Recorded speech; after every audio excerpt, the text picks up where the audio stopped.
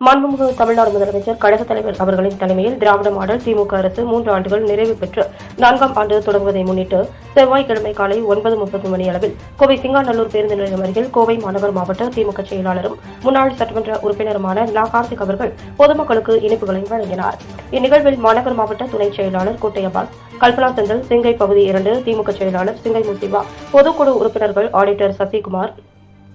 R Manikandan, வட்டக்கழக செயலாளர்கள் K Anandkumar, Anbazhagan, Muruganandam, தென்னவர் Selvaraj, தலைமை கழக பேச்சாளர் சிங்கை பிரபாகரன், சிங்கை சவுந்தர், பகுதி கழக நிர்வாகிகள் திருமுருகன், பாலமுருகன், கௌரி, இலக்கிய அணி துணை அமைப்பாளர்கள் ஜெயராம், கனகராஜ், அருள்மிகு ஸ்ரீ கோனியம்மன் திருக்கோவில் அறங்காவலர் குழு உறுப்பினர் லட்சுமணன், தமிழ்மணி, கழக நிர்வாகிகள் சுகுமாரன், சம்பத், ஹட்கோ, ஜெயராம், இளவரசு, வசந்தி, ராமு, சாந்தாமோகன்,